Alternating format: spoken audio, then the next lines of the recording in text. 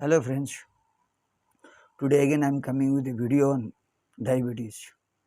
Diabetes के ऊपर base करके एक वीडियो लेके आ रहा हूँ। कुछ दिन पहले मैं डायबिटीज़ के ऊपर ही वीडियो लाया था इंग्लिश पे।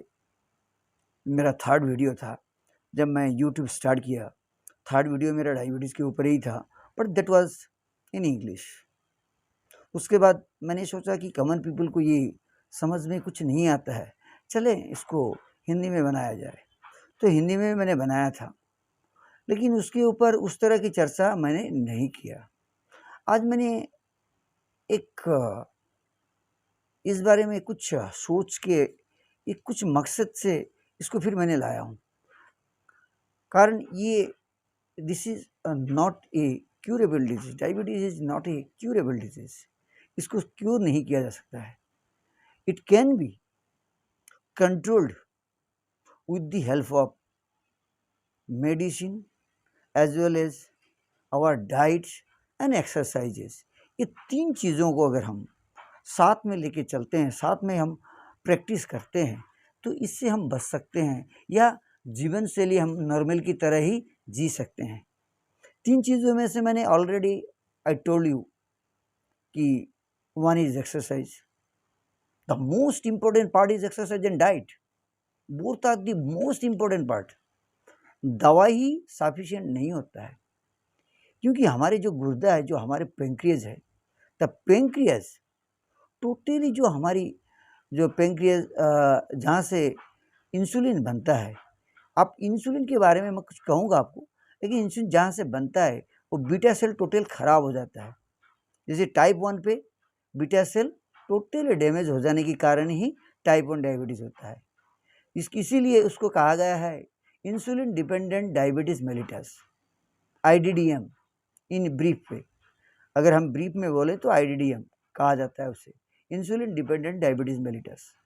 और टाइप 2 जो है non insulin dependent diabetes mellitus, that is जैसे कि टाइप 2 है जो नॉन इंसुलिन डायबिटीज़ मेलिटस, उसको शॉर्ट पे इन ब्रीफ में हम इसे NIDDM कहते हैं। क्योंकि जो टाइप 1 है इसमें आपको एक प्रॉब्लम होता है, हमारे गुर्दा में जो बीटा सेल है वो टोटली बनाता ही नहीं, इंसुलिन बनाता ही नहीं है, जिसके कारण हमें इंजेक्शन लेना पड़ता है, सबक्यूटेनियस इंजेक्शन लेना पड़ता है, जो कि डायबिटीज़ इंजेक्शन लेना पड़ता है, सबक्यूटेनियस लेयर पे लेना होता है। रह गया अब आपको NIDDM जो टाइप 2 डायबिटीज़ है, उस पर हमारे गुर्दा, हमारे पेंक्रियाज इंसुलिन तो बनाता ही है, लेकिन जो इंसुलिन बनता है cell does not respond to it. जो इंसुलिन बनता है सेल उसको रेस्पॉन्स नहीं करता है। इसीलिए डॉक्टर ने आपको, अगर आप डॉक्टर के यहाँ जाते हो, डॉक्टर अगर टाइप 2 डायबिटीज़ है, डॉक्टर आपको एक मशवरा देते हैं कि आपको ये दवा लेना है, साथ में आपको आधा घंटा से 45 मिनट आपको एक्सरसाइज करनी होगी, साथ में आपको खान पान पे नज़र कुछ केयर लेना पड़ेगा, डाइट पे केयर लेना पड़ेगा। आज मैं डाइट के ऊपर ही बेस करके आपको मैं ये वीडियो ला रहा हूँ। ये डाइट किस चीज़ के ऊपर हम बेस करके डाइट ले सकते हैं, इसके ऊपर अगर आप वेज हो, क्योंकि डायबिटीज़ होने के बाद नॉन वेज होना कुछ दिक्कत ही होता है, क्योंकि कभी कभार ले सकते हैं वो अलग चीज़ है, मांस मछली। बेसिकली जैसे कि वेज ही लेना उचित है, क्योंकि हम ऑलरेडी क्योंकि हमारा शुगर लेवल, हमारे जैसे कि ग्लूकोज लेवल हमारे ब्लड पे ज़्यादा हो जाता है, इसलिए हम ज़्यादा मांस मछली नहीं ले सकते, वेज लेना ही उचित है। इसलिए मैंने खान पान के ऊपर बेस करके ये वीडियो ला रहा हूँ। जैसे कि तीन चीज़ों में से मोस्ट इम्पॉर्टेंट चीज़ है खान पान, सेकेंड मोस्ट इम्पॉर्टेंट है एक्सरसाइज, दवा थर्ड पे आता है, क्योंकि दवा ही सफिशिएंट नहीं है। आपको दवा लिए लेकिन आप एक्सरसाइज भी नहीं किए, खान पान भी कंट्रोल नहीं किए, आपको ये कंट्रोल होने वाला में से नहीं है, क्योंकि this is not a curable disease. इसको आप क्योर नहीं कर सकते हो। अगर ये क्योर नहीं होता है, आप इसको कंट्रोल नहीं करते हो, तो ये जाके किडनी, लीवर, नर्व, ये अनेकों ऑर्गन को ये क्षति पहुंचाने की काम करता है। जैसे कि कैटरेक्ट होना, हार्ट की प्रॉब्लम होना, इस तरह की हजारों प्रॉब्लम आपको स्टार्ट हो जाएगा। विशेषकर heart and nerve and kidney, ये तीनों में तो भयंकर इफेक्ट करता है ये। अगर डायबिटीज अगर कंट्रोल ना हो तो ये भयंकर, आप नॉर्मल जीवन नहीं जी सकते हो। इसको जीने के लिए ये 3 चीज़ों में से मुख्य चीज़ है, द मोस्ट इम्पोर्टेंट चीज़ है खान पान। साथ में हुआ आपको एक्सरसाइज, एंड 3 नंबर पे दवा में आपको गुरुत्व देना होता है। दवा में आपको दवा की इम्पोर्टेंस लेनी होती है। अब रहा खान पान में आपको क्या खाना चाहिए, रह गया हम अगर वेज हैं, इंडिया के आदमी तो मोस्टली वेज ही होते हैं, इसमें क्या लेना है, कौन सी चीज़ लेनी है, इस तरह की बड़े बड़े डॉक्टर इसके ऊपर रिसर्च करके इसके ऊपर रिसर्च करके किस तरह की खान पान हम ले सकते हैं, इसके ऊपर चर्चा करते हैं। आज रह गया हम खान पान में अगर सब्जियां हम लेते हैं तो कद्दू, इसको काशी फल कहा जाता है, ये आप ले सकते हो, कद्दू। रह गया साथ में तूरी, एक गुद्देदार सब्जियां होता है तूरी, जो असामीज में कहते हैं आपको भोल। तूरी, बैगन, बहुत बीमारी में बैगन नहीं खाया जाता, लेकिन बैगन डायबिटीज़ के लिए, डायबिटीज़ पेशेंट के लिए बहुत अच्छी सब्जी में से एक सब्जी है, आप ले सकते हो। काशी फल, तोरी जो भोल कहते हैं असमीज में, हिंदी में तूरी कहा जाता है, एक गुद्देदार सब्जी हुआ करता है।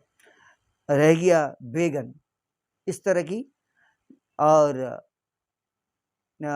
हल्दी एंड दालचीनी, दूध में दे के हल्दी एंड दालचीनी का कड़ा बना के दूध में दे के पी सकते हो। अब रहा इसके ऊपर, इस तरह की सब्जियां आप ले सकते हो, साथ में आप बाकी सब्जी भी ले सकते हो। आपको अभी मैं इस तरह की सब्जी दिखाता हूँ, उसके बाद मैं फिर आ रहा हूँ वीडियो पे।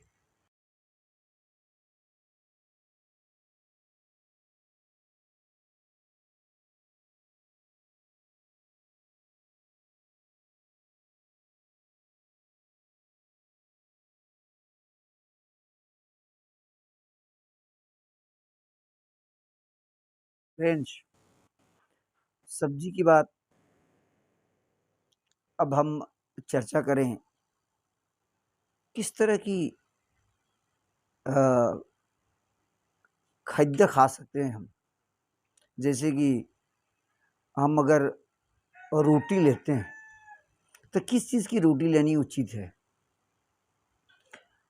ये गेहूं की रोटी लेनी उचित है या और कुछ दूसरा चीज़ है।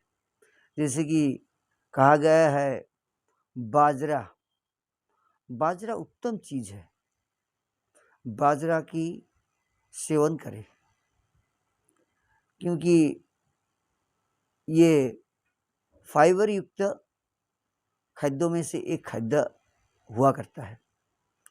अब दालिया लिया करें, दालिया, जैसे कि ये फाइबर युक्त खाद्यों में से एक खाद्य है।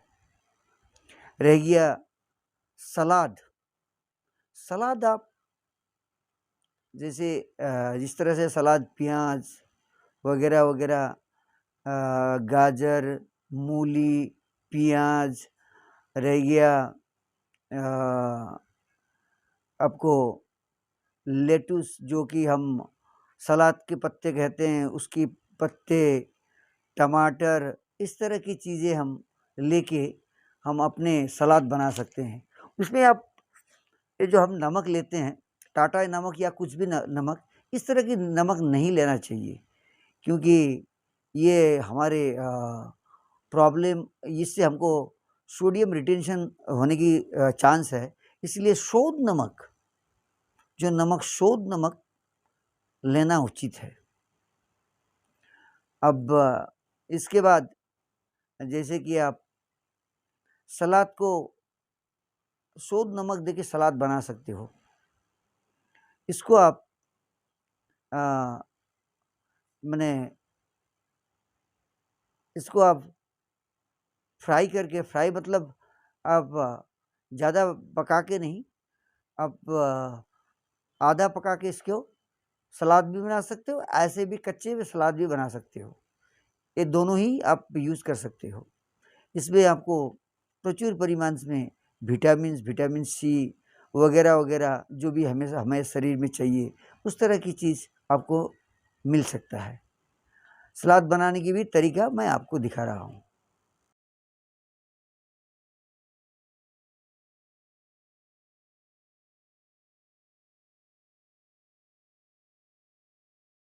सब्जियों में से जैसे कि गाजर, जो सब्जी है गाजर, ब्रोकोली, ब्रोकोली मार्केट में पाया जाता है।